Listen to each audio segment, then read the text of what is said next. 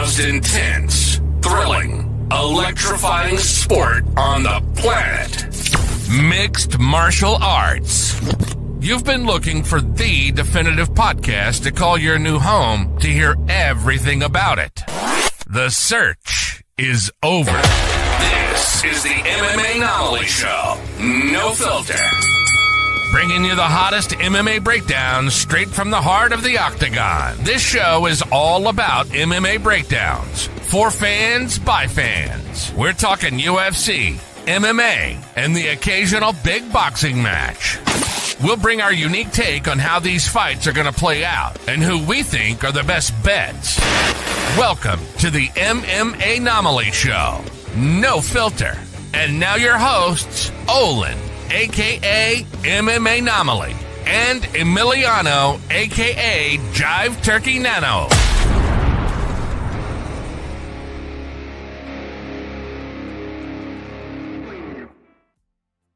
What is up, fight fans? Welcome back for another episode of the MMAnomaly Show, No Filter. I'm your host, Olin, a.k.a. MMAnomaly, and with me, as usual, is the host with the most, Jive Turkey Nano. How we doing, brother?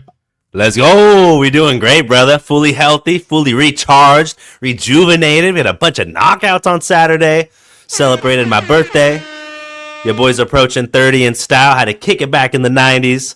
But hey, man, kicking it old school and mixing it with some new school, some new blood on the block here, UFC related. I'm excited, brother. Great to see you, man. How's all things on your end? You'll get zero complaints from me, my guy. It was a beautiful fight card. Top to bottom, bottom to top, left to right. Either way you slice it, it was nice. And on top of that, I mean, something I don't usually prevail in, I excelled in this weekend. I won not one, but both of my fantasy football games this weekend. So let's go. You know Gotta love it, baby. Gotta love it. Boom. Crunch time. Let's go. Getting exciting, man. Getting exciting. Feeling good, and honestly excited as hell to break down this card. Not only how exciting the fight card itself was, but also what we think should be next for some of the biggest winners and possibly losers of this card, depending on how deep you want to go, brother. So with that being said, first and foremost, very, very happy to have you back, my friend. And glad to see that you're still sipping on the sangria, living it up Spain style. And man, absolutely. Glad you guys had a good time on the honeymoon. Thank you, brother. Thank you. Love is still in the air. It was a great time. Spain's a beautiful place, beautiful country. Got to see Ilya, defend his title there in Spain. Felt a little bit of the juice. Some of the local buzz, certainly a fan favorite. But yeah, brother, I'm excited to be back, man. Back to reality and no rest for the wicked here, brother. We got some big cards, some big fights to break down here with a lot of implications, as I like to say. Oh, it's back. There he is. Implications, he says. Back in true turkey fashion, folks. All right, let's go ahead and jump into this card. So we had a women's bantamweight bout between Melissa Dixon, a.k.a. Melissa Mullins, coming in against Claudia Sigula. Look, I'll keep it short and sweet as the fight was itself. She gets the finish via TKO in round number 2, 1 minute and 20 seconds in, does Melissa Mullins. It was a tough scene to watch. If you watch the social media clips that Claudia Sigula posted, crying, upset, just honestly distraught and devastated from the knockout that happened.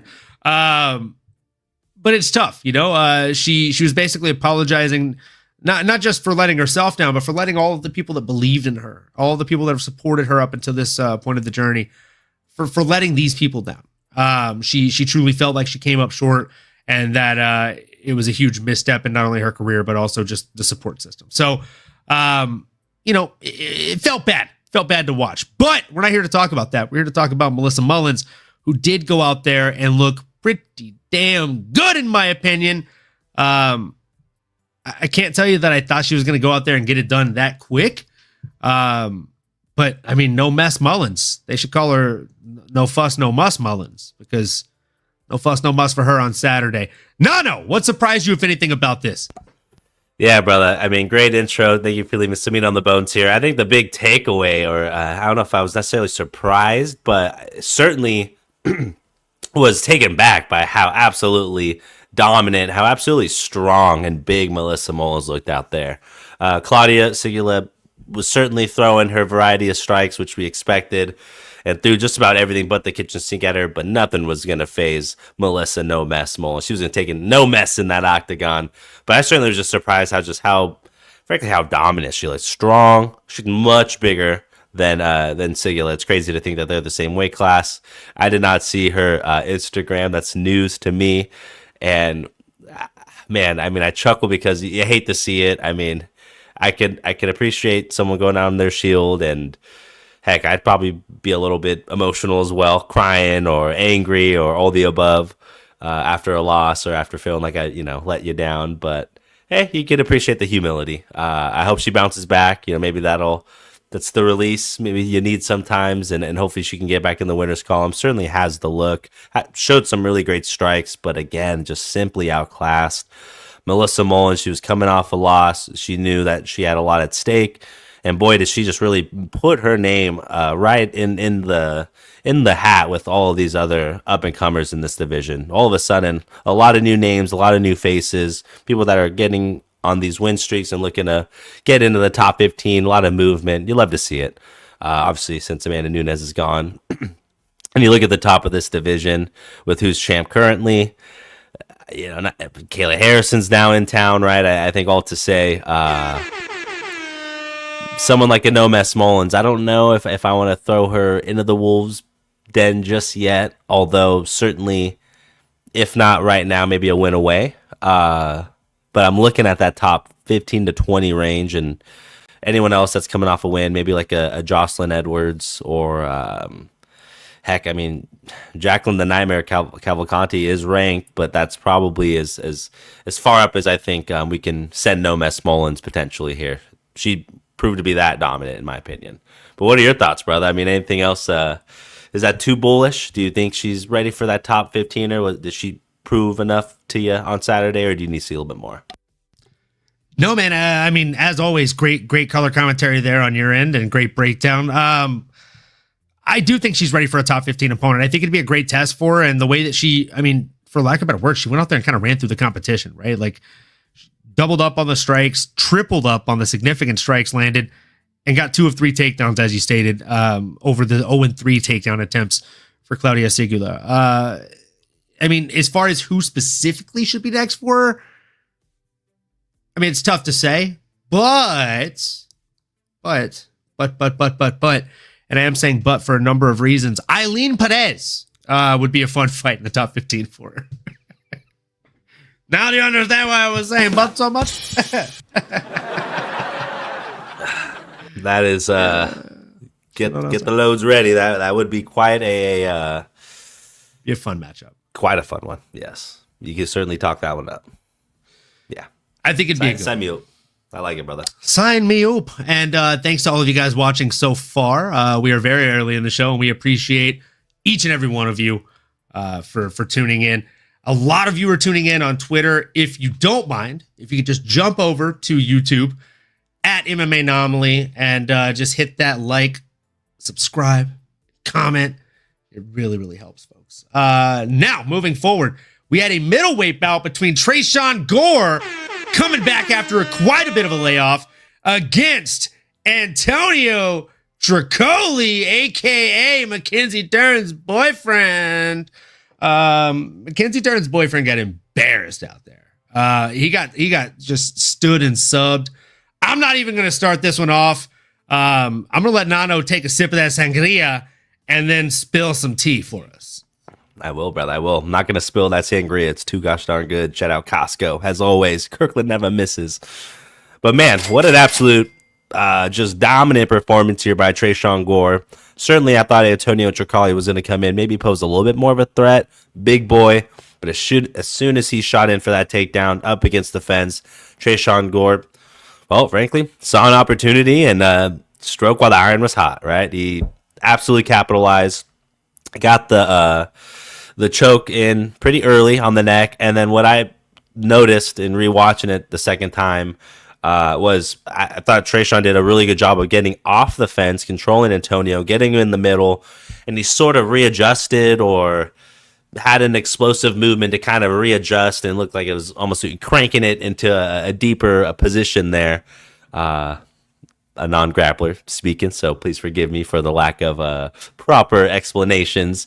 If you're listening in the chats here, let us know if you got any additional commentary around what you noticed in that finish there, and I'll dish it over to you, my brother. But that was a big thing that I noticed, cranking it 90s style here, early 2000s. Shout out Soulja Boy, cranking that thing. Watch me, you.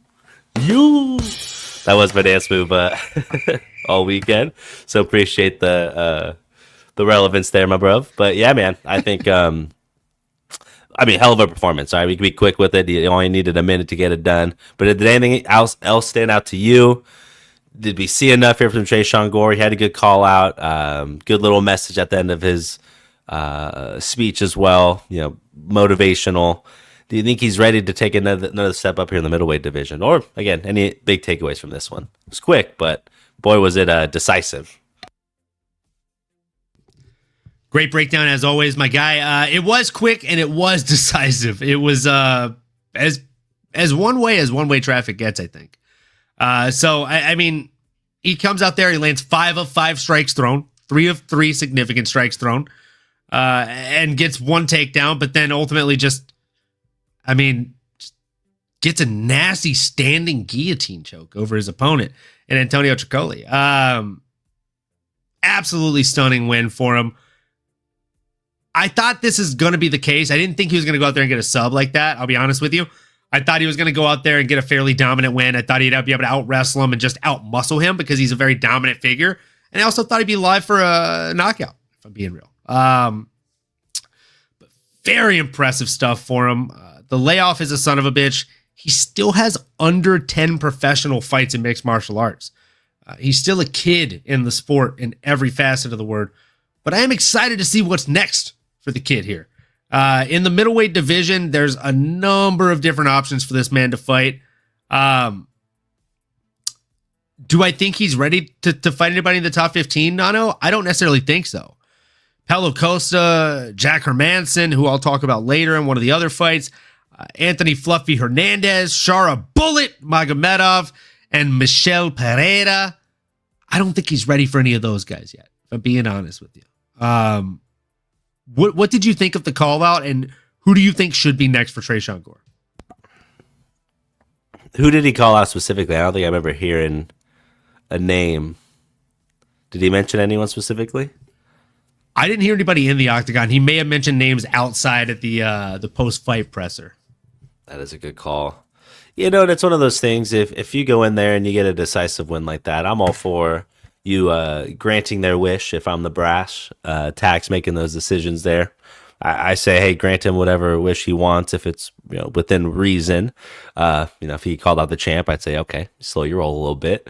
But to your point, I mean, man, this division is just a murderer's row, and there's the Grim Reaper knocking on those doors, waiting to get in line as well. Like, there's a lot of dudes that aren't even ranked yet. A Bo Nickel, for example. Not that I'm saying he should fight him, although, hey, could be a fun one. But given the current landscape, he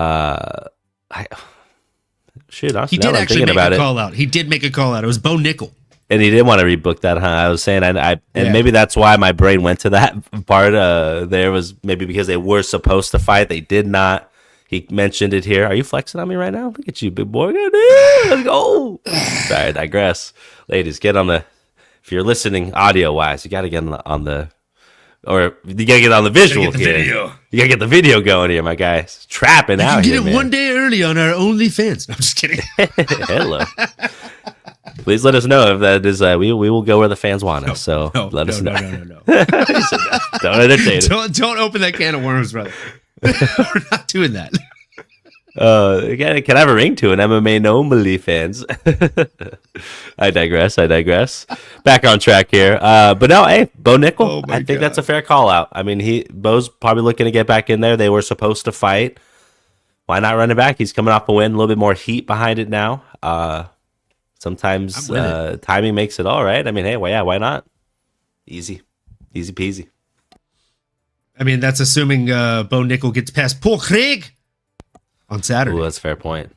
That is coming up. In just 5 short days, folks.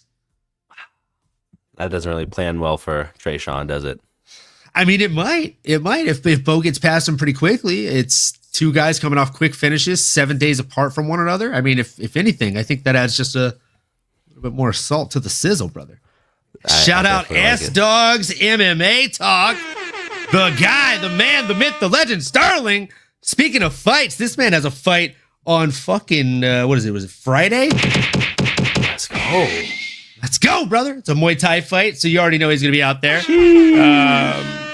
And he deserves all the air horns. This dude's a fucking beast. He's going to channel some of that Carlos Prates trauma over there. Sending it your way, my brother. Go get him. Give him hell. Absolutely. Wear the nerd glasses, bro. It's like +5 charisma and +10 intelligence. For sure. And I mean, this dude's going through it. He's still got about pounds to cut right now. So, Not a boy. Can't leak any info for the opponent, Not a boy.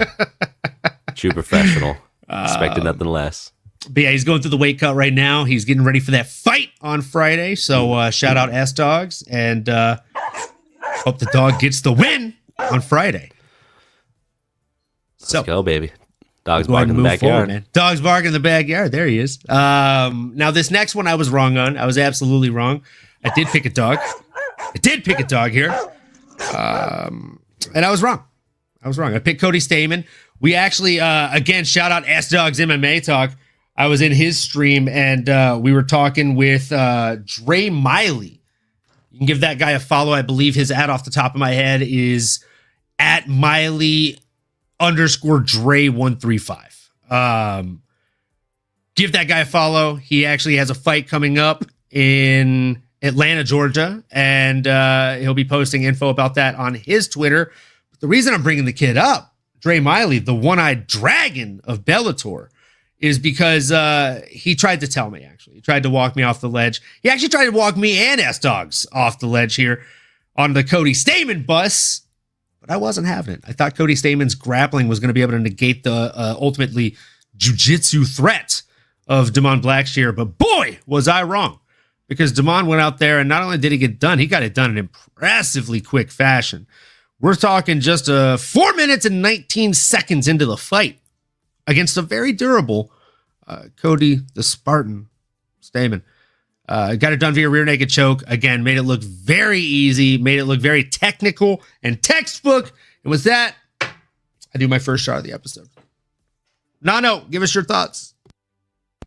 I did do a little chug of sangria, but I'll certainly do another one with you, my brother, because I too was on the same side as you, riding the dog, the Spartan, Cody Stamann, and unfortunately, like the Spartans did against the Persian Empire, they certainly fought a hard fight, but did not come out victorious, right? They may not have won the battle, and really, I don't think they won the war either. But they're legendary and went out on their shield, and that's all you could ask. But to be honest with you, the monster had a monster-like performance here in Spirit of Halloween recently. Boy, what an absolute savage. I think the thing that surprised me again, we talked about the submission game.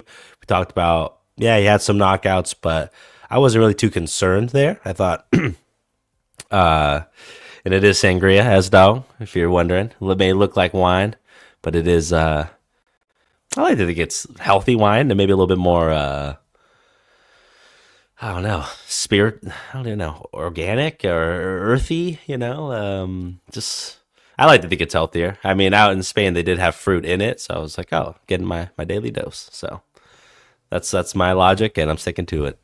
And with that being said, as he raises his glass of sangria and I raise my shot of whiskey, folks, if you're drinking, take a sip with us. If not, take a sip of water, or maybe just, think happy thoughts as we do it for you. We hope you're having a great night. You could be anywhere, and we're happy you're here with us. Salud. Cheers, folks. Oh, it's yummy. And yeah, man. I mean, absolutely explosive knee. I mean, it was a holy shit moment, as Dana White coined. And man, had me on the edge of my seat, shocked. But again, that's what he does, right? I mean, I guess that's maybe what we can expect moving forward from someone like a monster coming in here. We know he has a ground game if it needs to go there, but what he did display is some explosive hands. I mean, that knee absolutely rocked Cody, and the finishing sequence was just the nail in the coffin, and it earned him the $50K, well deserved. Unfortunately, the price we had to pay, cost us everything as MMA fans, and coming off a Max Holloway loss, a Robert Whittaker loss. I want to see these old guys win, man. I want the underdog to come out victorious like Rocky. But that was not the case here. Damon is certainly someone that's trending in the right direction. And I do think after something like that, I mean, again, bantamweight's stacked as well. So I don't know if he can necessarily skip a lot of the guys that are in front of him that are ready for a top 15er. But there are a lot of big names now that after beating a Cody Stamann, it certainly opens things up. I mean, a main event, or I guess a main card, certainly next for Damon, right? Sky's the limit for him, though. We have a new champion in this division with Merab Dvalishvili. And this guy brings a very unique style. So I'm curious to hear your breakdown. I don't necessarily have a name, but I don't want to climb too far up. I mean, I'm looking at a Peyton Talbot who has an upcoming bout, but it's like I don't think you can necessarily climb too much farther in front of him. But you do got to give him someone else that's winning. I do see a name here, maybe a Taylor double impact Lopoulos sitting around that 20 spot. Another good striker. I'm not mad about it. I think that might be the move. What are your thoughts, brother? I do have another name on the tip of my tongue, if I'm being honest with you. When it comes to young Blackshear, I can't help but think he'd match up really, really fun way against Ayman Zahabi, who just fought a week ago, looked really fucking impressive. Trajectory rise, he was not ranked a week ago. He is now ranked number 14 in the bantamweight division. Good chance for Blackshear to break into those top 15 rankings for bantamweight, and a hell of a test for him. That is a good one. I mean, Zahabi, obviously the name, if you might recognize it, is was it brother, I believe? Was he the coach for George St. Pierre? Long time. Yep. It's his big brother. It's big bro. So certainly going to be well trained. It's crazy. Yeah. And I'm looking up more information here on Damon, seeing if he called anyone out. But he says he's been training with Michael Chandler. You love to see that. I mean, I think that's, iron sharpening iron there, 100%. But he didn't really call anyone out. Nobody's really else is top of mind. So I do like Zahabi, and if not, hey, I'll settle with the Lopoulos or, again, anyone in that kind of top 25 range. I think is a really good step up for him. Yeah, I mean, make no mistake, I'm not mad at all about double impact Lopoulos there. I think that's a fucking-tastic fight for the boy. No, what wasn't a fantastic fight for the boy was, if you're a Jedi fan, it was not a good day for Jedis, okay? I mean, the only thing that could have made this fight more demeaning for Matthew the Jedi Semmelsberger is if Charles Radke walked out to the fucking Imperial March, folks. But I digress. Hey, we have a hometown hero, a little local celebrity action here tonight, folks. We have Sav, the one, the only, in the chat, who made her debut today on the Ariel Helwani Show. Make sure you check out that episode. And make sure that you purchase her hand-knitted goods. Or they crocheted. I'm so bad with when it comes to crafts. But either way, she makes really incredible fucking handcrafted fighters, and they're like the most adorable thing in the world. It's a fighter, but you could also give it to your small child, and they would think it's adorable. So fantastic stuff. Make sure you drop her a follow. And yeah, dude, I mean, Charles fucking Chuck Buffalo Radke. Now, I knew he was going to go out there. It's crochet. I knew it was crochet. Son of a bitch.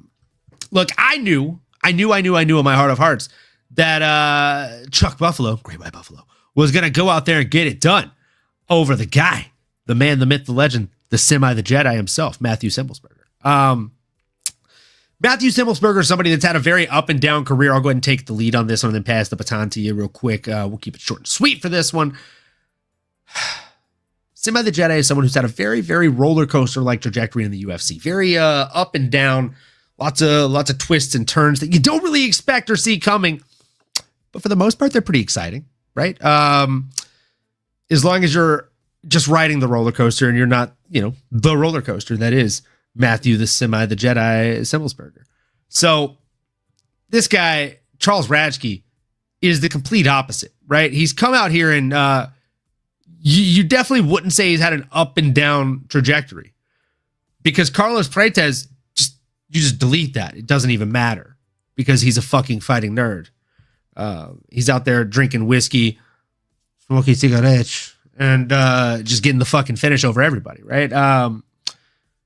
So getting finished by him isn't the end of the world. And it's also not the end all be all. And by the way, what happened after he got finished by him? He came out here and he fucking killed his next opponent, right? Matthew Semmelsberger in 51 seconds. 51 seconds, folks. Just nasty stuff. Barrage of punches firing off the cusp.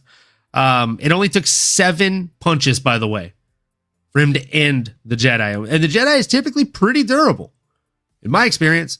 So, dude has impressive power and fucking awesome if your name is Carlos Freitas, because it just makes you look that much better. Nano, what surprised you about this fight, if anything, my guy? Yeah, I thought the Jedi was going to be able to channel a little bit more of the Force, right? Although we were not taking that underdog. I told y'all that the Chuck Buffalo is a force to be reckoned with. You never want to get in front of the track of a raging white buffalo, okay? And that's exactly what Charles Radke is. Yeah, man. And to be honest, to give Radke his flowers, he certainly earned a performance of the night, earned the 50K. He looks strong and powerful, but those punches, man, were no joke. They had a lot of steam behind them. Probably would put out most people. I mean, picture perfect accuracy, right on the kind of jawline, face bone, cheekbone kind of area. The other thing I guess that was concerning was Semmelsberger's lights were kind of flickering off like that switch, or like when your iPhone charger's like kind of working, but it's not. You have to like bend it certain ways, and it's like going on, going off. It's on, then rebooting, then back off again. Yeah, that was a little scary to see. Unfortunate. I think the referee got in there just in time. That was a downhill slope that our boy Semmelsberger was on, and Charles Radke was, again, the White Buffalo, just rolling on downhill.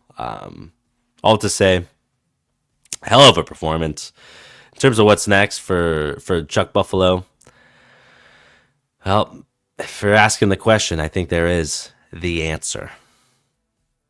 And I'm going to see if you might know who that is. I'm talking about Athemba, the answer, Garimbo. On a 4-fight win streak. KO in there as well.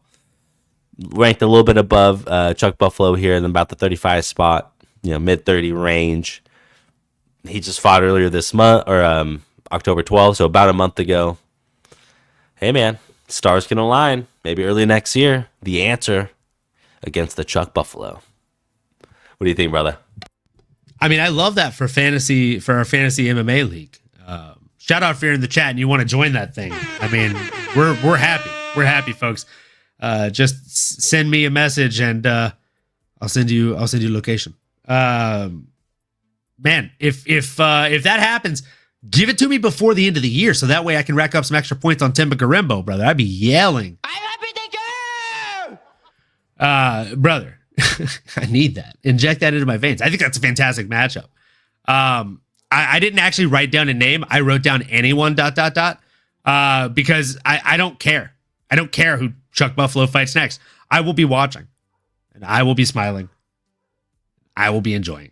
And I'm happy to go. Come on, like when people go out there and fight as recklessly and just as powerfully as this man does, you just can't help but be excited to watch and enjoy. And this night was just one of those nights that was full of finishes. And I will be taking a couple of shots throughout the night because I was wrong a couple of times. I was wrong. Sav, preemptively, with all due respect, fuck you. And we'll move into the next one. In a welterweight fight between Eliseo Zaleski dos Santos coming in against Zachary Scroggin. Scroggin took this fight on short notice. It looked every bit as much like he did. Lasted just a minute and 15 seconds in. Eliseo Zaleski dos Santos, somebody whose nickname is Capoeira, was throwing just a flow of strikes. By the way, folks, minute and 15-second long fight, 43 strikes thrown. Pretty sure that's more strikes that were thrown in the entire fight of Thug Rose versus Carlos Esparza. So shout out to the boy for throwing that many strikes. He only landed 11, right? But that's okay. He was still out there throwing and going, and we love to see it. And shout out Making the Walk. Let's go. What up, Olin and Nano? Good to see Nano back. My boy Sterling filled in nicely, though. You ain't lying, brother. He really did. He definitely was doing Texas proud. You know what I'm saying? And, dude, also, he's not in the chat. I hope he's not in the fucking chat. He should be doing better things. But congrats to McDane for having a baby tonight, or rather his significant other having a baby tonight. So, man, just lots of things to be excited about, but trying to stay centered, trying to stay focused on this one. Nano, what were your thoughts on this fucking capoeira fight? I mean, sheesh. That's all I had to say, man. Sheesh.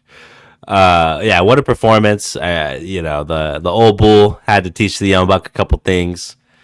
Not much to say. I mean, he absolutely clipped them and got on top, did what he had to do. Like you said, a lot of strikes were thrown, but the important ones counted, and a lot of times it only takes one to get you on the path to your exit, right? And that was unfortunately what happened here. The newcomer, just wasn't able to get it done. My big takeaway after watching that was, there's one thing that may not go away as you get older, and I think some of that is that killer instinct, right? That dog never leaves you, okay? That's always in the kennel. It's always there when you need it. Don't want to go there usually, but again, I'm talking about a professional fighter here in his late 30s. Still got that dog in him, and like my hat suggests here, but I was very happy to see the old bull get it done. So still got that power, still got that dog, still has that killer instinct to go out there and capitalize, right? Didn't let him get back up, didn't really think, let me save my gas. It's like that. I'm going to I knew that hurt him. I've been here before.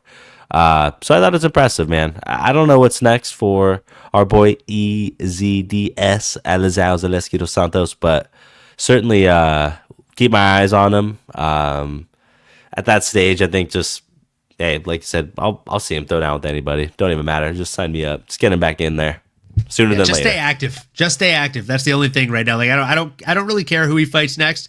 I just want to see him fight next. I want to see him stay active. I want to see him stay hungry and put on performances like that. Honestly, I know before this happened, he was originally slated to fight Nicholas Dalby. So if you gun to the head, I'd love to see that fight. Feel bad if your name is Eliseo Zaleski dos Santos, because Nicholas Dalby just so happens to be a meme-worthy fighter like C-Level Kane. If you're Brazilian, he just beats you. That's just what he does. So tough draw if they end up rescheduling that one, which I hope they do. Oh, speaking of tough draws, I'm going to let Nano take the lead on this next one because I have a shot to pour up. We got Karolina Kowalkiewicz coming in against Denise Gomes. Oh, man. I hated to watch this fight. Nano, tell us how it made you feel. I wouldn't say I hated it. That's a bit of a strong word here my co-host is using, but I certainly can feel for you as I'll be taking a sip of my sangria with you, because around here we don't let our brethren drink anything alone, so I will certainly accompany you there. But in terms of the fight itself, one can argue maybe a little more on the lackluster side. You did get an all-around good performance from Denise Gomez. Well, there's a lot of that cage time. Literally, everyone tried to tell you, I know, Sav. I mean, hey, we tried. I mean, this guy's stubborn, man. What are we going to do? What are we going to do with him? That's why we love him, though. He learned his lesson. I think he just wants to come on here and take some shots. Maybe just likes getting thirsty throughout the pod. Who knows? But certainly more often than not, he is right when it comes to the betting. Just, didn't get this one right, unfortunately. But hey, Denise Gomes is certainly someone that is going to be on his radar. He's going to lick his wounds, going to learn his lessons, just like Karolina Kowalkiewicz. My goodness, said that way too quick. Yeah, I mean, she's certainly going to remember this as well. Big lesson learned. She had her moments.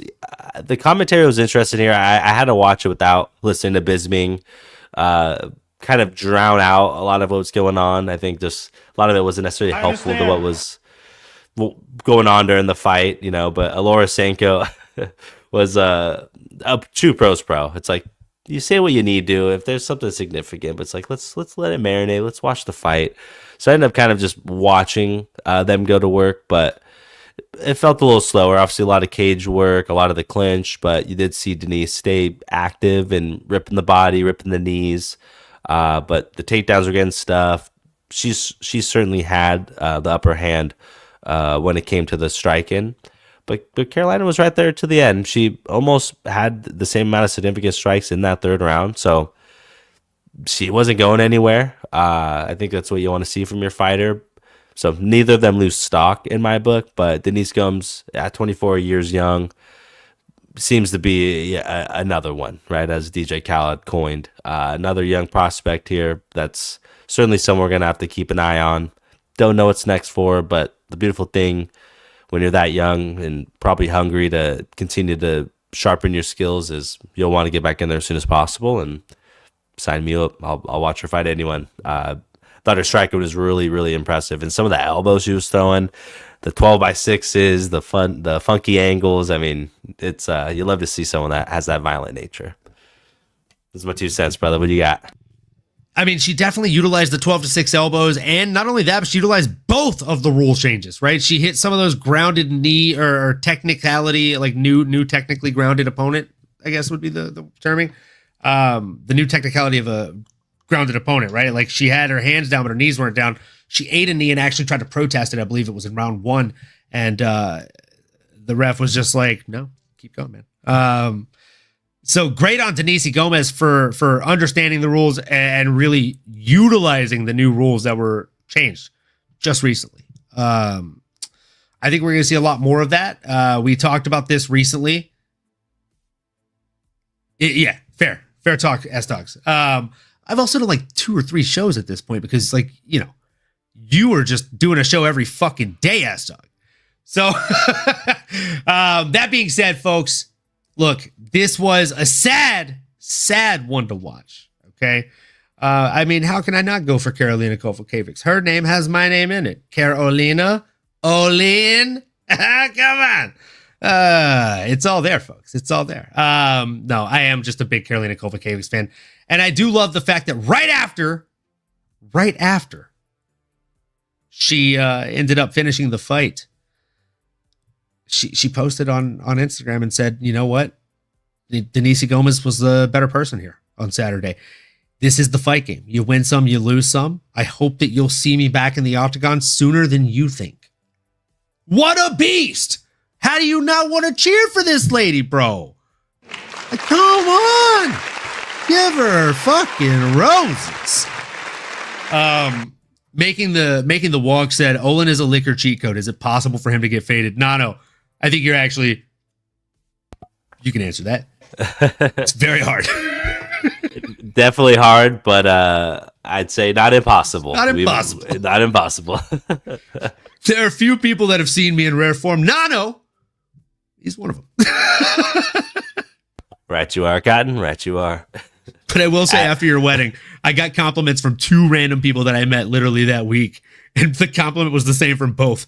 Man, I've never seen anybody drink dark liquor as much and not get faded the way that you do. I'm like, thanks, man. I appreciate it. So, thank you. So here we go, folks. Cheers.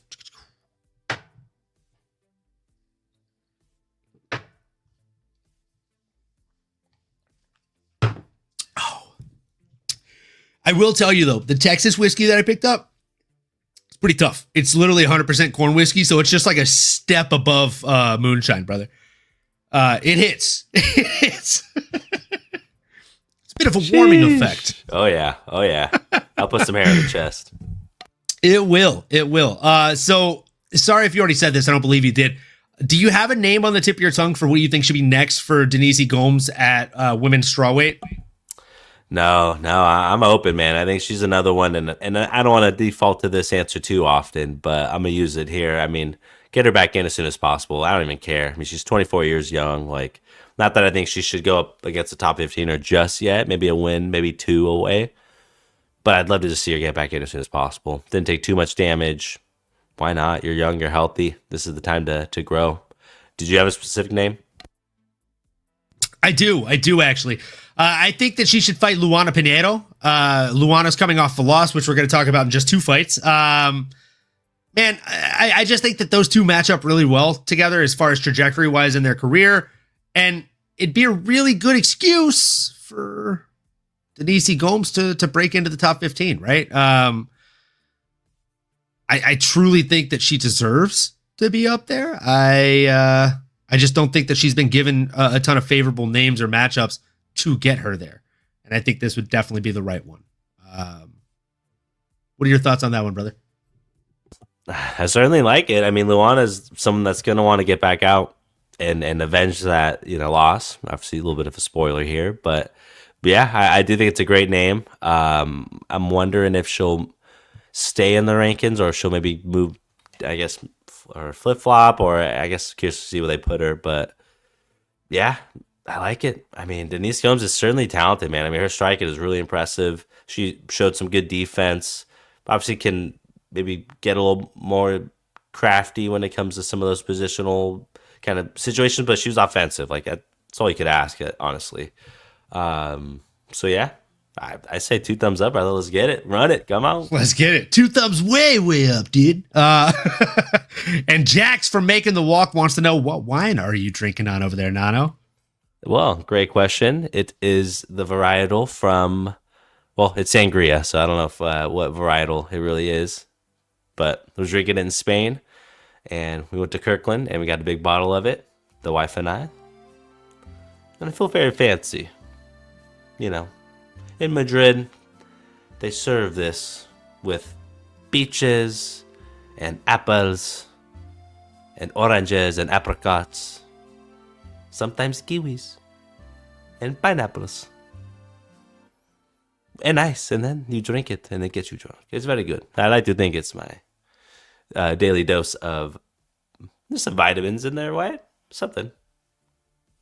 We'll take it. As Tom's MMA, Nano's changed.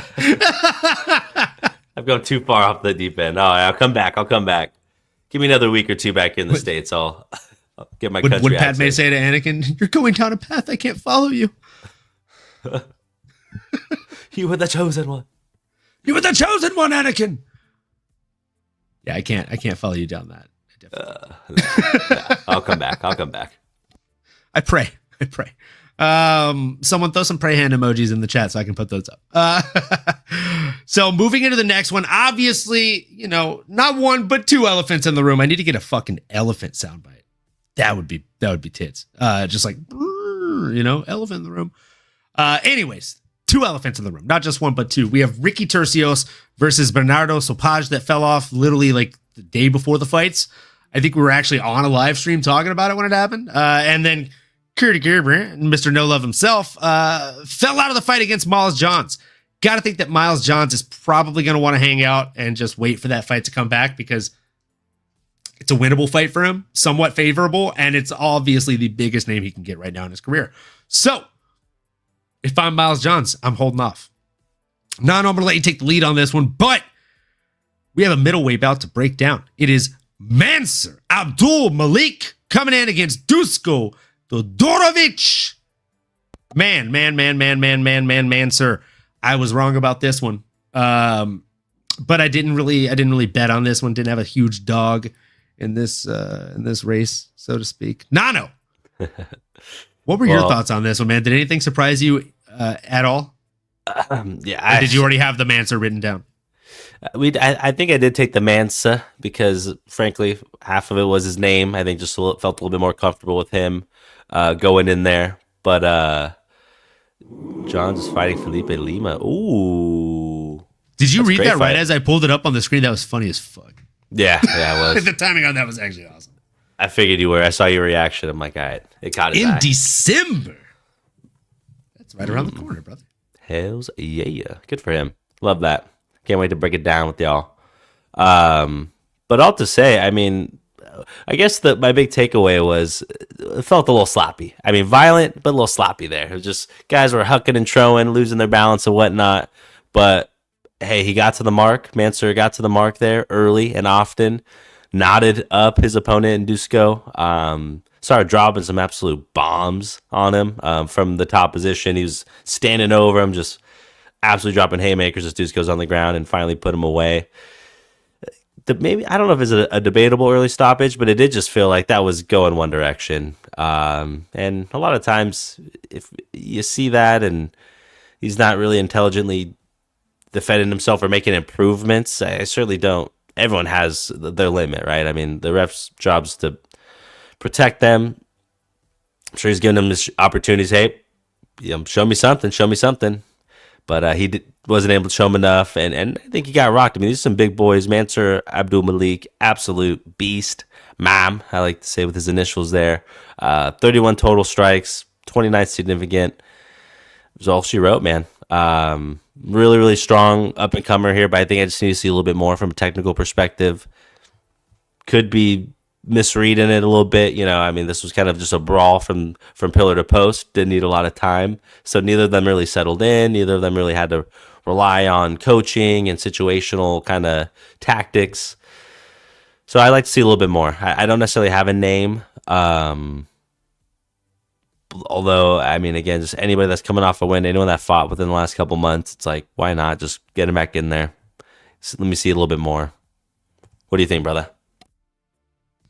Yeah, I mean, same. I didn't really learn a whole lot about Mansour on Saturday. I just learned that he's strong. I learned that he's powerful. But again, like I didn't really learn anything because I already knew those things about him. I've seen him in fights. I just haven't seen him in fights against UFC caliber opponents. Dusko Todorovic, I would say, is a UFC caliber opponent. And granted, one thing I learned about Mansour, I guess, is that he makes people look like they don't want to be in there with him, right? Like when that first shot connected on Dusko, I haven't seen him actually like react like that to another fighter hitting him. So kudos to Mansour. Again, it was 3 total strikes landed to 31. For those of you that are terrible at math, that's a 10-1 deficit. Right? And Sav Al Hassan Abdul Razak Al Hassan, is that what you're saying? Because I mean that's a firefight. That's a firefight. I'm just worried that someone will get their neck broken from concussive shots to the face. Yeah, I mean Mansour hits really hard. And I didn't have a name written down, but Sav apparently is fighting for a job on the podcast right now, bro. She's fighting for a seat here, and she's definitely going to end up getting one. Abdul Razak Al Hassan is a fucking banger of a fight. Can't type all that while I'm driving. Stop typing while you're driving at all, dude. Use talk to text. Yeah, there you go. I fucking love you, Nato. Oh, that's hilarious. That was fucking money, dude. Right on cue. This is literally what my significant other's like, you guys rehearse, right? Like, how do you know the timing on some of these things? Dude, come on. I asked Ass Dogs MMA how the weight cut's going. He said, I would do diabolical things for Whataburger right now. Hey, man, don't go there. Go to your happy place. Think of other things, my brother. And I'm not even cutting weight, and so would I. Just because we don't have them in Cali. Oh, yeah, that's fair. Give me that spicy ketchup, dog. Oh, there you go. Wait, you guys have them in AZ? Yeah. Oh, fuck. Yeah, more reason for me to come visit you again. Absolutely, brother. Right around yonder. In terms of songs, too, honestly, I think I would do like a Many Men by 50 Cent or anything in the 50 catalog, something that's, makes me want to hurt somebody. I think that might be where I would recommend. One that always gets me, so I already threw it in the chat, but Run for Your Life by The Siege is like a solid, like kind of hip hop one. And I mean, just a throwback oldie that always gets me going and revved up literally is Black Betty Ooh, that is a good one. Whoa, Blackberry. You know what I'm saying? You sent me it earlier, but another good one, Thunderstruck. It's kind of a banger. I was literally at the gym Good for intro. the first time since moving and feeling dead. That song came on, and we're back, baby. Let's go. Whoa. Thunder. Oh, and get the crowd involved. I mean, that could be good. I was wrong in the middle of a rock and roll time. Thunder. I don't know the rest of the words, but you get the You're point. crushing it. You're fucking crushing it right now, bro. My gosh. I thought I was actually at a concert right now, bro. I thought I was at a concert.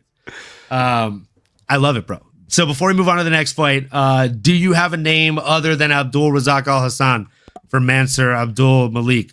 It's the battle of the Abduls. That kind of feels fucked up. Sav, does the loser have to like drop the Abdul? Like homie would just be Razak Al Hassan after that? Or Mansur would be Mansur Malik? Eminem? Yeah, then you have to go the legal route. I mean, that's the only logical thing, I think so. I reckon. Loser changes their name to Jim. Jim Razak Al Hassan. Winner decides their name. There you go. Then they'll both put on the fight of their life. Tell you that much. That's a fun one. I like it. I mean, Andre Petrowski, anyone in that range, honestly. I like anybody. Yeah. I think that's the move. Look, folks, with that one being finished, when it comes to this next bout, it's a women's strawweight bout, and I can tell you, of all the fights we talked about, this is the one where I was like, doesn't matter. Definitely not going to be doing a shot for this one, folks. Because Jillian Robertson is going to do Jillian Robertson things. Now, I told you, if you don't feel confident betting Jillian Robertson, if you're like, oh, you know what? Now, Luana Pinheiro, she's a real son of a gun. Maybe she gets it done. If you really just had that weird inclination, I told you, safest bet of the night on underdogs, as far as I was concerned, was the over 2.5 takedowns from Jillian Robertson. Pretty sure you agree with me on that she'd get that done in her fucking sleep. By the way, she got 5. By the way, she shot 7 fucking teen. You've heard of Khabib? This is she Khabib, okay? Because like she just shoots relentlessly. Doesn't care. Actually, you know what? She's not a she Khabib. You've heard of Mirab. This is She-Rob, okay? She-Rob the machine of Shivalishvili. She's out there fucking getting it done. And Sav, shout out to the most efficient 12-6 elbow we've seen thus far. She did a 12-6 elbow to the booty hole. I don't know if anybody saw that. Happy looking at the TV like.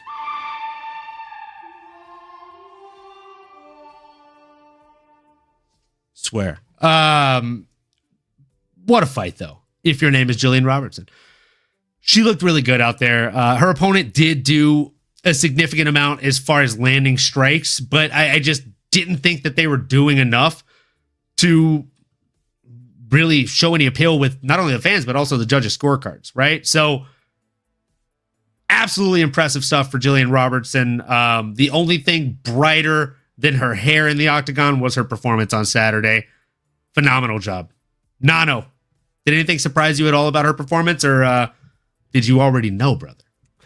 I think we did have a good inclination, definitely. But it's just it's one thing to maybe anticipate a win, but you never necessarily expect it to look like that. She did a great job out there. The striking differential and, you know, on paper, Luana certainly looks like it was closer than really how it felt, in my opinion.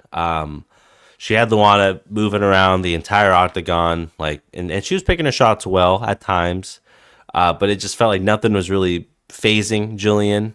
And to your point, Jillian Robertson Nomedov certainly was a beast Saturday night. She just absolutely relentless. And it just felt like Luana really didn't have an answer for the wrestling game, for the ground game. It felt like maybe after that first round towards the end and kind of bleeding into that second round, I just felt like Luana was kind of losing her steam or losing her confidence. So I don't know if I just feel like there's something you kind of notice in the fighter, and just felt like she was kind of giving up on some of those takedowns and moving maybe a little bit more shooting, just constantly moving left, right, just trying to avoid her opponent there, and then choosing her shots. But the shot selection started to go down a little bit, just maybe get a little bit more desperate. But again, that's Jillian Robertson ball, baby. I mean, she'll go out there and she'll get you off your A game. She's relentless with the takedown. She's got those fisticuffs if she needs to use them. She obviously knows where to land. But she's an absolute beast. Really, really impressed with everything she displayed. And again, Luana really just didn't have any answers for the ground game or trying to explode out or reversal or throw up something to threaten her opponent. It just, unfortunately wasn't able to get it done. And now on a 3-fight losing streak, Luana Pinheiro, again, it's just something, that off switch, unfortunately, kind of happens throughout the fight there. And maybe it's just getting disengaged. Maybe it's kind of a confidence thing or just kind of knowing, hey, it's not, feeling like it's not going your way. But again, got to give Jillian the Savage Robertson her flowers. Absolute beast. In terms of what's next for her, I'm looking at the landscape here in the top 10, and I certainly think, again, you got to reward her. If she's on a 3-fight win streak, you got to reward her with someone else that's also on a win streak as well. We got a girl here, absolute beast. She is on a 4-fight win streak, and I'm looking at that 9th spot in the Yasmin Lucindo. Is she number 9? 7. I guess, and maybe it'll change still, but even higher. Why not? Throw her into the top 10. I think she deserves it. And that's a good name that doesn't have a dance partner yet, so why not? What are your thoughts on it, brother? And I mean, dude, I love that when we're not hive minding when it comes to this kind of shit, we just as well fucking be, right? Because like you picked Yasmin Lucindo, I picked the last chick she beat. I picked Marina Rodriguez. I think either one of those would be really, really good matchups for her, and I think both of those would be fun for the fans. If I'm being honest, I think Jillian beats my pick. I think she struggles a little bit more with your pick. But I'm here for both of them. I'm definitely here for both of them. I like it. Good options. Honestly, Sav, so 2 things. S-Dogs MMA says that she should make a Dana White doll. I agree. Oh, she said he's coming. I got an idea I need to talk to him about. I was going to say you should totally do a Dana White doll, but like as a joke, before you do the post about his, you should just do like a tomato one and say, look, I made Dana White. Like a tomato with a face and like a vein in his forehead. Because, Dana turns into a tomato anytime Conor McGregor news comes out. I just think that'd be funny, but it's okay if nobody gets the joke. That's fine. And we move on. We move forward, folks. This next one is one that I was wrong about. I thought that the Dream Killer I thought was going to come out here and get knocked out against Cortavius Romes, but he did not. This is not one that I put any bets on. I didn't really have a big dog in this race, and honestly, this was one of the more boring fights of the card for me. 80 strikes versus 30, 2 takedowns versus 4. I mean, Cortavius looked like somebody making his UFC debut. Gaston Bayanos looked like somebody that was fighting for his UFC job. That was about it. Neither guy could finish each other. Kind of a grindy fight. You knew who was winning, but you knew Cortavius wasn't going to go to sleep anytime soon. Like it was just a weird drag out kind of fight. Nano, did you enjoy this fight? Will you be going back and rewatching this one anytime soon, brother? Certainly probably a footnote on this card for sure, but there was a moment, and I think it was maybe at the end of the first round that Cortavius did have Gastelum hurt a little bit, starched him a little, tried to capitalize, but I think he just ran out of time, and his opponent was able to come back and definitively win the rest of the fight outside of that one kind of oh shit moment. But yeah, honestly, I think both guys certainly maybe a little green around the gills. Gaston did enough to get it done, but I liked how resilient Cortavius, are you not entertained, Romeus looked in there. Unfortunately, maybe not as entertained as we would have liked, would be my response. But yeah, don't have anything in terms of what's next for these guys. Hoping to see him again soon, but scrappy one, but unfortunately a bit overshadowed by some of the knockouts and other fun fights in this card. So S-Dogs MMA asked, what weight class would Nano fight at? I told him, judging by what I know about you, I would say probably 185 or 205, depending on kind of who you're going against and how like much muscle mass you put on as well. But you're already pretty thick. Yeah. And then, of course, he asked, is he 6'3" like me? I wish, brother. I appreciate you thinking that. I'm a solid 6, probably 5'11" if you ask my doctor, but I'll round up and say 6 foot. I'm walking around at like 185, 190 right now. So I don't know, obviously, if it would be beneficial for me to go up to 205. Those are some big boys. Wait, you're walking around at what right now? Like 185, 190.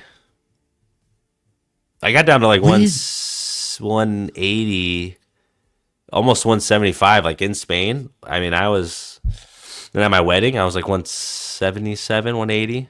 Lean and mean, but I was not lean and mean at your wedding. Bachelor, I was like 175. I was thick and slick at the wedding. Attaboy. I like that. So to be honest, like, I mean, and doing that, like I got down to like 175. I was pretty lean. I can probably get to 170 for sure. 155 is probably like I would need to try to get to. But to your point, I'd have to maybe trim some of the like muscle water cutting and stuff like that. Yeah. You could make 155, bro. Yeah, I'd probably have to get to 155. That'd be the move. I got skinny legs too. I got those John Jones calves, so I would certainly be able to slim down. In the next 12 to 24 months, we're getting shredded. We're going to Thailand and we're going to that bar and we're gonna have a random boxing match. It's gonna be the best content. I'd be fire as fuck. I'm down. Dude, we're gonna be drinking beers in between fucking rounds. It's gonna be so sick. That'd be sick. I'll be like, down. I know I got rocked that last round. Just give me a shot of whiskey. We're good. Yeah. A little CTE, but let me get a little shot of J-Bo. Can of corn. Can of corn. He's all right. Can of corn. Can of corn. He's fine. Look, man, I know I said I didn't really have a dog in that last race. I didn't have a dog in the last race. I did have a dog in the next one. It was GM3, folks. It was GM3 was the dog I had in this race, and he didn't get it done. It was bad. It wasn't fun. He didn't get it done. S-Dogs is in to go to Thailand. My guy. So he's coming to Vegas with us next year, and he's coming to Thailand with us, and I'm happy about both. Let's fucking go. We're gonna be fucking doing it. We're gonna be taking turns, throwing rounds in there. Let's fucking go. Speaking of which, I'm actually gonna be in Vegas in 2 weeks. I was actually thinking I'm gonna hit up Big Ron Pellegrino. Shout out to the man, the myth, the legend, Big Ron. Go over to his cantina over there in Vegas, and hopefully get to hang out with the boy. At this point, I'm just stalling. Okay, folks, because, look, that was my hope disappearing on GM3 on Saturday night, slowly but surely. He lost the fight against Renier de Rider, and it wasn't pretty. It wasn't great, right? It was not the funnest trip to take if you are a GM3 fan. I really thought that he was going to go out there and get the better of this guy. At first, it really looked like he was. He was landing some of the bigger strikes, but then he just kind of stopped. And Renier de Rider started doing a lot better. So, man. It's a tough one to swallow. It was a sloppy fight. Renier de Rider, I think the best thing that he did is say that no UFC fighter or any fighter really should go and sign with one. He's the first fighter to speak out about it publicly and not delete it right after, right? Which I thought was very interesting. But as far as the fight itself goes, pretty lackluster performance. I'm not rushing to book him against a top 15 opponent after this, but I'm rushing to do this shot just to get it out of the fucking way, kids. To GM3, the man, the myth, the legend, most subs in the division. Cheers to you, brother.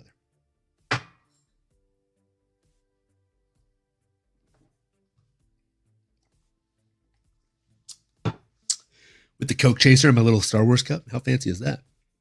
That's cute, right? So cute. So cute. All right. And yeah, dude, definitely want to make that trip to Texas, brother. You already know. Besides, I'm gonna see you in Louisiana in like a month. Actually, less than a month. In like 3 fucking weeks, brother. Let's go, Nano. Let's hear your breakdown. And you're not wrong, ass dog. I do take shots like water. It's just spicy water. That's actually what I tell my nephew. That's actually pretty good. I do like that. I like that a lot, actually. Yeah. When I drink beer or anything alcoholic, he's like, "What are you drinking, Uncle?" I'm like, "Spicy water."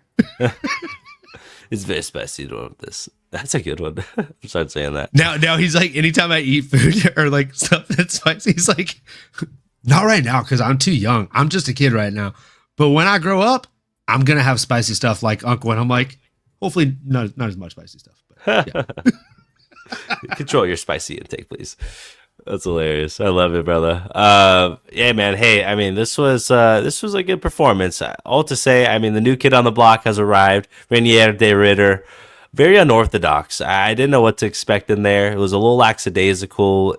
Just different to see some of these Muay Thai guys come in, and again, he has sort of a lackadaisical style to him as well, but when he was landing the mark, it certainly looked to impact and hurt our boy GM3.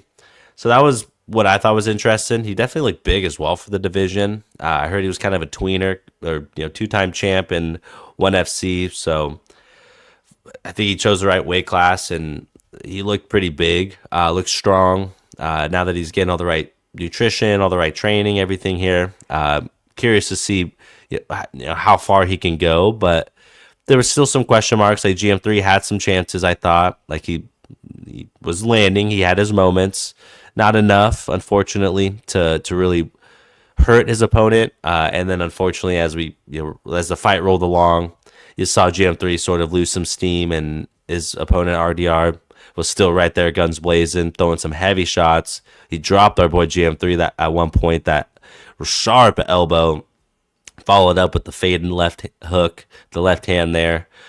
Little chin music, put GM3 on his butt. And then, third round, finally able to get it done. I mean, what more can we say? I think, unfortunately, it's like I look at it and it's, GM3 in my book kind of, it's more of like him taking the L than RDR winning. I don't want to discredit what he did in there, but dude, that's such a great way of saying it. Sorry to cut in. Like, that's such a good way of describing it. It felt more like GM3 losing than it did RDR winning. Holy fuck, that's a great way of summing it up. That's how I felt, man. Just call it how I see it. There's no filter around here. But yeah, man, it was interesting bout. Sky's the limit for this guy, though. Again, I'd love to see him get anyone that's a name. I don't necessarily want to say someone ranked, although, I mean, how do you make? I mean, you can build it. You can make a case. I'm not opposed. A little bit of that Michael Chandler treatment. I don't know. Is that too bullish? I mean, he's a 2-time champ in a different organization. He beat GM3, submitted him, had some moments on the feet. Although, I'm not saying he should be fighting for the title next, but is a top 15er too bullish? I don't think that's a crazy call, but I do think, okay, I'm going to play both sides. Do I think it's crazy for him to fight top 15? A little bit after that performance. Do I think they will give him a top 15? Yes, for 2 reasons. Number one, he went on record at a UFC post-fight presser after his debut to say, if you're thinking about signing for one championship, just don't. There's nothing good waiting for you there. There are no fights waiting for you there. I mean, you couldn't pay somebody to cut a better promo than that if you're Dana White. You just couldn't. So, I mean, if I'm Dana, I'm texting Hunter and I'm going to give him a fucking title shot. This guy's the truth. I love him. And also, if I'm Dana White, what did we do when we got Ben? Let's feed him to a guy that we think can knock him out in Robbie Lawler. Okay, Robbie couldn't do it. Let's give him to Jorge fucking Masvidal. And Jorge got it done. And, I mean, you can't help but think that that's exactly what Dana wanted, right? Because it makes other organizations look weaker than the UFC. especially if you're a multiple organization champion or a double champ in an organization like Renier de Ridder. So, if I'm Dana, probably going to feed him to a top 15 earlier than I should. Maybe I feed him to Ashara Bullet in Abu Dhabi. February. I like it a lot. Like, you trying to shoot in on him with that stuff, you're going to catch something real nasty coming back your way. And pretty soon after that, you're going to just be looking up at the lights like, fatality. It's going to be bad for you, kid. Yeah. Sign me up for that one, brother. Sign me up for that one. I don't know if you had any other names specifically on the top 15 on the tip of your tongue. Other than that, I did have one other name, and I did mention talking about this earlier. Talk to me. This is one that is very near and dear to my hearts. Okay. I'm going to bring the mic very close to my face for this one. Because I want you to hear me talk about it. I want him to fight Jack. You say Joker, Hermanson. I think Jack Hermanson gets it done, and I think Jack Hermanson makes a fool of this kid on the ground. That's why I want to see it happen, because I know that Renier de Ridder is a beast. Right? He's 18-2. He's not somebody that's a slouch at all. He's the Dutch Knight. And I mean, the Dutch Knight is very close to the Dark Knight. If the Dark Knight's supposed to fight anybody, it is the Joker. Come on. You give that guy to Jack the Joker Hermanson. The storylines are there. You got the Dark Knight versus the Joker, the Dutch Knight versus the Joker. And let me tell you, this is one of the few times, and let me tell you, my favorite DC stories of all time are the dark ones, right? This is one of the few times where I think the bad guy gets the last laugh, and the bad guy being the Joker here. Yeah, I just think that he embarrasses him on the ground, and that would be exactly what the UFC wants, considering the young man has 72% of his wins, 13 of them coming by way of submission, and he's never been subbed in his life. So if Jack the Joker Hermanson goes up there and not only out grapples him, but gets a sub on him, he will be getting the last laugh. You can bet on it. You heard it here first. I like it. Laugh and all, baby. Come on. Book it. You know what I'm saying? Had to to break break it out. that one. I like it. Had to break it out, brother. And now, without further ado, folks, It's time for us to move into the main event. It was a welterweight main event here between Neil, the Haitian sensation Magny, coming in against Carlos Prates.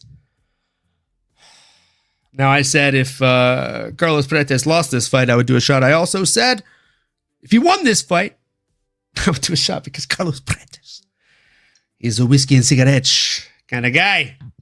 So we do a little bit of ASMR for you guys so that you know there's no tomfoolery here. You know what I'm saying? That's how we do, folks. That's how we do. Nano, raise your glass. Folks, last but not least here, we appreciate you lasting. We're hitting a little over the hour mark. There's over 19 of you folks joining in, watching us chat about these fights. Dana White's love letter to the little warehouse in the desert. UFC Apex 100. Folks, we appreciate you being here. We appreciate you listening to us talk about fights, and we can't fucking wait to talk about more of them with you across the rest of the year and many years to come. Cheers to you. Cheers to all that you do. And cheers to the fights that make us smile the most.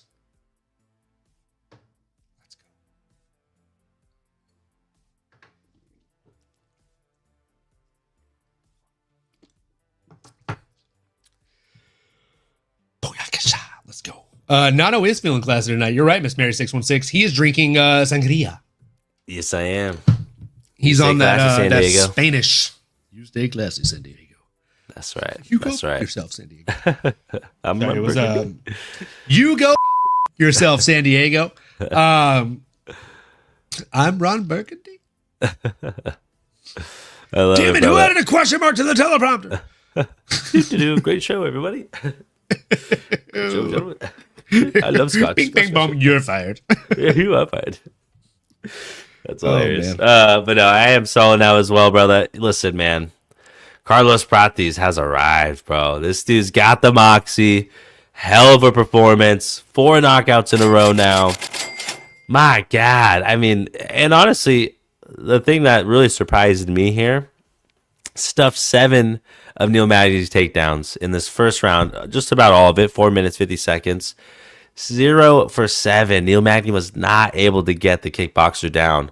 So once I saw that after the first couple, I thought, okay, if that's how it's going to go, then it's going to be a long night for Neil Magny. But Carlos said, now I see your long night little scenario here, and I'm actually going to go ahead and raise you. Don't need more than a round. Don't need the judges. Don't need the championship rounds. That left hand is something vicious now, boy. I mean, and I will say this, the one thing that stood out, because I'm just looking at him, and I mean, I watched his highlights, and I said it last week, like, he's someone that you want to go turn on the tape and watch. Like, he has another knockout highlight reel finish here. He's just continuing to collect goals. But the thing he said in the post-fight conference that really stood out to me was his experience doing Muay Thai, but I didn't really think about it. Like, he was talking about he was fighting 6 times a month, like 4 to 6 times a month, a couple times a weekend, every week, like getting after it. And I think a lot of that, like, really is why he's so cool, calm, collected in there, why he's just calculated, why he, frankly, just feels comfortable fighting. He's had over 100 Muay Thai fights, he said. I think dude is legit. I can't praise him enough. I mean, the Nightmare is certainly someone that's caught my attention. I think he's catching turning a lot of heads as well, just in the UFC in general. He's 31 years old, so he's right in his prime. Like, this could be someone that we could be seeing. If he mentioned it, obviously the SIGs is pretty funny that he's becoming notorious for that, but he mentioned that he needs to go back and work on the ground game and the wrestling and some of the jiu-jitsu, and really blending that all together in a mixed martial arts capacity. So I believe him. I think he's going to go and do that and get better. I mean, he's certainly showed good defense, but he acknowledged those guys at the top. That's really their bread and butter. You got to be able to have that in the bag. I mean, right now the champ's Bilal. I guess we'll see what happens. Shavkat Rachmanov is up there. Sean Brady. Guys that are legit when it comes to the ground game. Can he strike with the best of them, and Ian Gary and some of these other guys? A JDM that he called out? I think so, man. I mean, this guy is special. And a JDM or a Joff Neal would be absolutely fantastic. Grant the man what he wants. I would be okay with either one.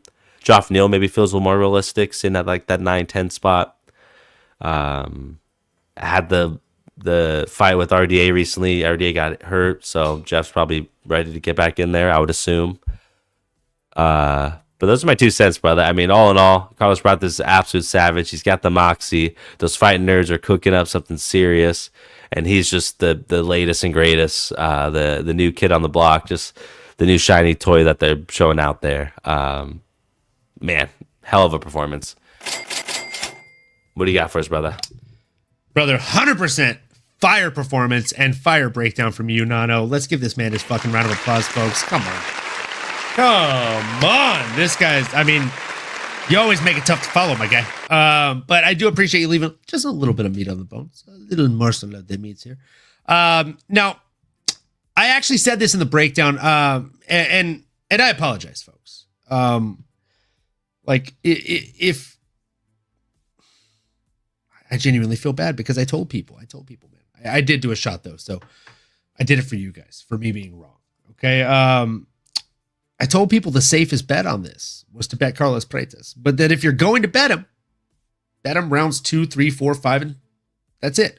Man. There it is. I was wrong. Typically he is a download and then throw kind of guy. And Neil Magny, the Neil Magny of yesteryear, would have been able to take some of those shots, right? But craziest thing is it wasn't one of those that was like, right? It didn't kill his jaw. It didn't hit him like right on the temple. It grazed right behind the ear and it barely grazed. But I mean, if I barely graze you with a shotgun in the back of the head, it's still enough to scramble your fucking eggs, right? So that's what Carlos Freitas did there. He hit him with a shotgun in the back of the head. Not the back of the head, but right behind the little, right behind the ear there. It's okay. Either way, This guy went out there and got it done. And the craziest, most impressive thing about this, and correct me if I'm wrong here, Nano, I don't think you mentioned this, so I appreciate you again for leaving a little bit of meat on the bones for me here. Not covering every little fucking morsel, my guy. So I don't let you go first. Too damn good. He landed less strikes than his opponent. It was 23-13. He landed 10 less strikes in a fight that had less than 40 total strikes thrown and landed. The man is a fucking sniper. I did state that numerous times. That's why I thought he was going to get it done in rounds 2, 3, 4, or 5, because I thought he was going to take that first round of download data and then really implement it across the duration of the fight. But he just really started to pick it up early on. And as soon as he landed that one straight down the pipe, right, he turned it over, bow, and you saw it, like, the best way to describe the reaction is Neil didn't like that. Like, Neil did not like that. And as soon as you're the guy that throws that, oh boy, it might as well be fucking Christmas morning, kid, because the present's right there, right? It's just waiting for you to unwrap it, and punch your stamp to the top 15, brother. And that's exactly what Carlos Prates did. That fighting nerd, he adjusted his glasses, he adjusted his sight, he adjusted his range. And then he went out there and got it fucking done. Got the kill shot. The dude is an absolute beast.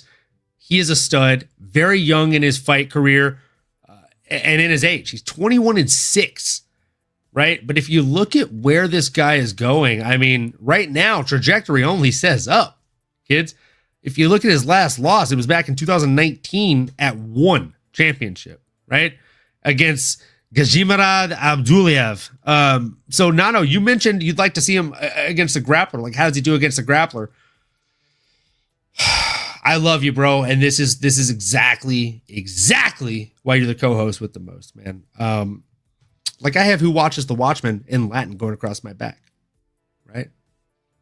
Who watches those who watch us? Because me, I'm getting carried away. I'm just getting excited. I'm getting all lackadaisical over here in my old age. I want to see him fight Michael Venom Page, bro. I like, call me crazy, but like, I want to see two dudes that are just murderous with the hands and feet, hands, shoulders, knees, and toes. I want to see him go at it, brother. And I think Michael Venom Page is just a really, really fun matchup. He doesn't have anything scheduled right now. Just got a win over Carlos Condit in the grappling realm. Shout out to the fucking legend, Carlos Condit. I mean, other than that, obviously there's other ways that we can go with this. But it really just depends on kind of what you would like to see him do, right? If you think he's worthy, though, you got to give him somebody like a Jeff Neal that's a complete fighter.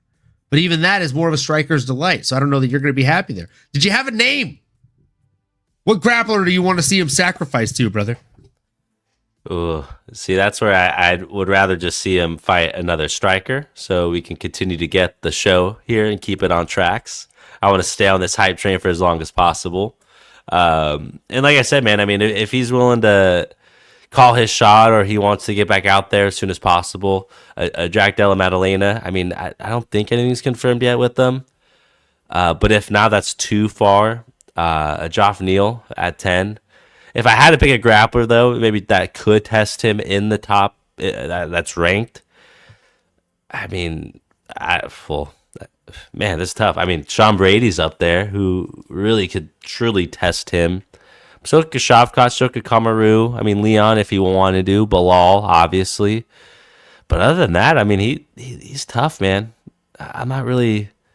I mean, is he a Machado Gary going to go out there out grapple him? I guess he could. He's got that in his arsenal a little bit. That's where I don't know how to gauge him, right? It's like it's hard to say how good could he be, but man, Venom Page is definitely a good name as well. Wouldn't be mad at that. To anybody, brother. I want to see him fight anyone and everyone. That's the reality. But he called out JDM and Joff Neal, so I'd say either of those two I'd be happy with. I'd love to see him fight JDM. That's what I said the night of. But then the more I thought about it, I'm like, I don't know if I'm ready for that yet.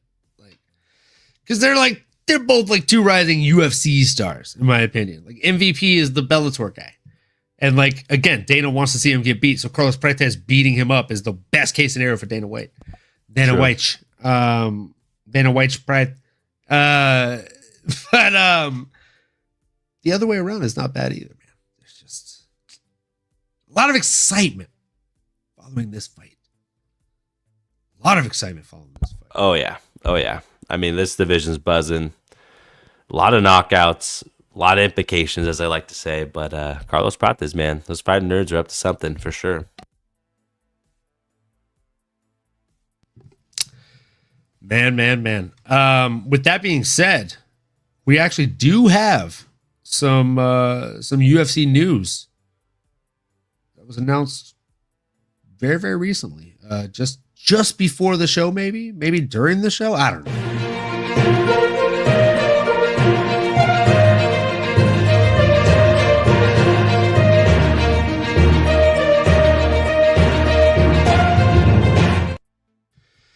So that's right, folks. We have the first 3 bouts that have been announced for UFC 312 in Australia, mate. Let's break them down. Let's check these fights out. We have Jimmy Crute returning to the octagon for the first time since July 2023 to take on Marcin Prachnio at light heavyweight. We've also got undefeated flyweight prospect Ray Suraya, which if you haven't seen him, dude has just a fucking metric shit ton of swagger. Okay. Coming in against Stuart Nickel. And Kilan Sakild will be coming in against Anshul Jubli, who you might remember from, I believe it was UFC Saudi Arabia. Indian fighter. Very, very good guy. Or good fighter. I don't know how he is outside of the octagon. Can't say he's a good guy. But exciting stuff, man. Exciting stuff. And I like it. Again, it's formulating. Real quick, want to call out. There are 16 of you guys and gals and folks of all ages, shapes, and sizes, fight fans, watching us over on Twitter/X. Does anybody actually call it X? Let us know in the chat if you call it X. Do you call it Twitter or do you call it X? Either way, there are 16 of you folks watching us over on X, Twitter, whatever the heck you call it. If you could please follow the link I just posted there in that chat over to the YouTube and at least hit the like for us, please. Maybe hit the subscribe button there. Smash that bell for notifications if you're feeling extra kind. We'd really appreciate it, folks. It really helps. Oh, and now we got 20. Look at that. Hey, we got more coming. We really appreciate that. The message is already fucking carrying. We love you guys so much. Nano, we got through this one, I feel like, extra early tonight. We do have another episode coming up in just a couple of days. So, that being said, what is the most exciting thing coming up on the UFC horizon for you outside of UFC 309 and seeing Jon Jones return? Man, I mean, the first place my brain goes is just the new landscape with some of the new champions. Honestly, Ilya doing what he did just like opens up so much. The potential of him fighting Islam, or just a new guy that is like, you know, sweeping us off our feet. Alex Pereira, like anything he does. I guess post Jon Jones is if he does do what he supposedly wants to do and tries to get a BMF title to go to the big boys and wants to challenge an Alex Pereira to a BMF title, that would immediately jump up the total pole on my excitement list. But yeah, I think that's really it, is just to see like who's going to continue to reign as champion. And then even like Bilal and everything going on there, is he going to keep his title? Who's going to fight? Like there's still a few fights I think we're waiting to get confirmation on, but boy, am I excited for just some of these puzzle pieces to kind of fall into place.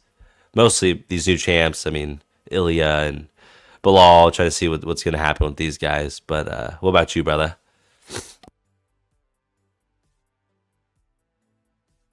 Well, it's funny you ask. One of them I think might be a popular opinion. The other one, not so much. I'm actually going to give you 3. One that's maybe neutral.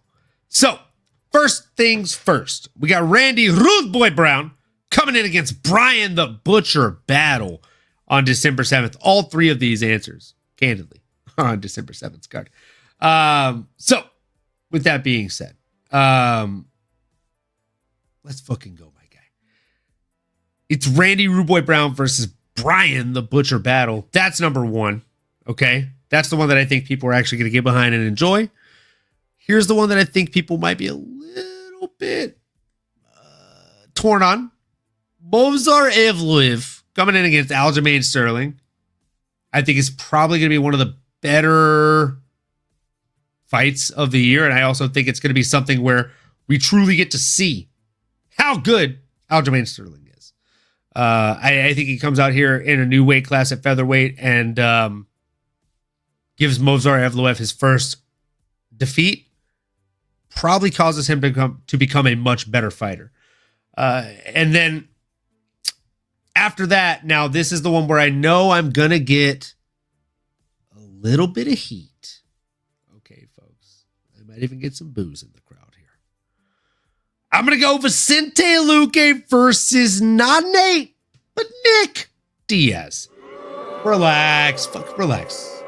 Okay. Look. How cool would it be to see Nick Diaz get a win in 2024? Shut the fuck. What the fuck? Oh, man. A lot of Nick Diaz haters in here. No. But all jokes aside, I think they're catching each other at the perfect time. Like one's on the rise, one's on the fall.